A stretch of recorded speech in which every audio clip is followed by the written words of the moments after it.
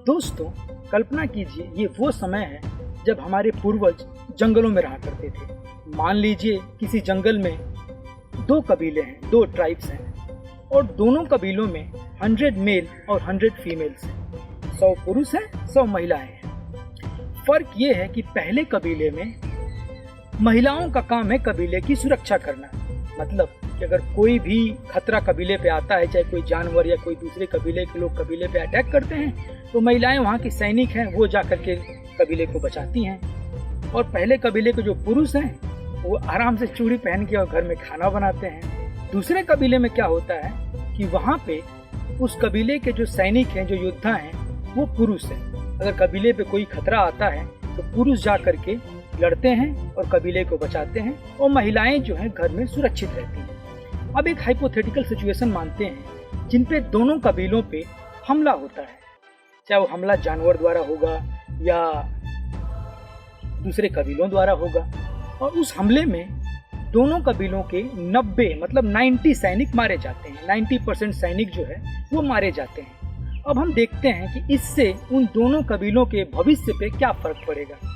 पहला कबीला जिसकी सैनिक महिलाएं हैं, उसमें से 90 महिलाएं मर जाएंगी, सिर्फ 10 महिलाएं बचेंगी।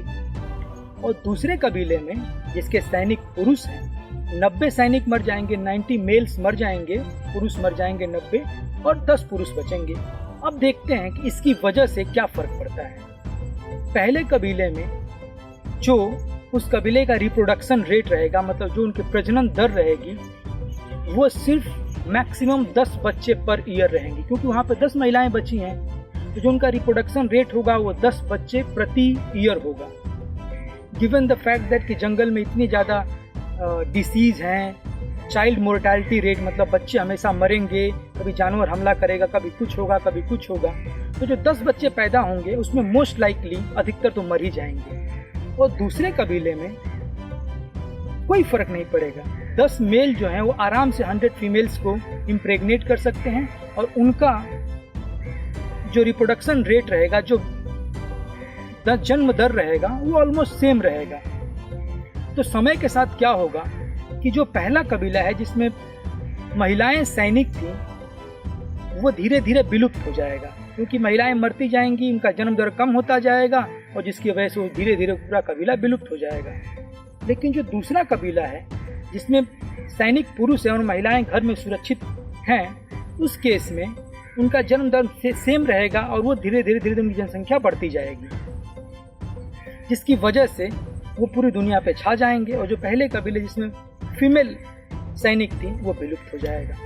तो बिल्कुल यही है, आज हम उसी कबीले के दूसरे कबीले के संतान हैं जिसमें महिलाओं को सुरक्षित रखा गया और मेल्स जो है वो जाके सैनिक वो जाके लड़ते थे और कबीले को बचाते थे। तो इसीलिए हमारे समाज में महिलाओं की वैल्यू बहुत ज़्यादा होती है कंपैरिजन टू मेल्स के। मतलब जैसे आपने देखा होगा सड़क पे जाते हैं और कोई अगर कोई लड़का गिर जाता है बाइक से, सब बोलते हैं कोई बात नहीं है, लेकिन जैसे ही कोई लड़की थोड़ी सी फिसलती है सब लोग दौड़ के आते हैं, अरे बचाओ बचाओ बचाओ।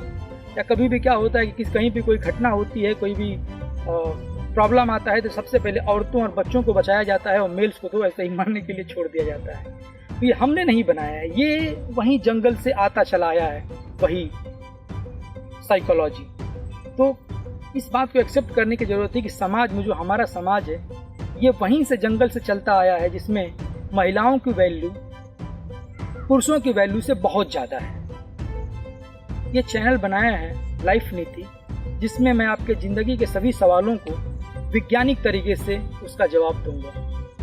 तो लाइक, सब्सक्राइब और कमेंट जरूर कीजिएगा, अपने विचार बताइए। धन्यवाद।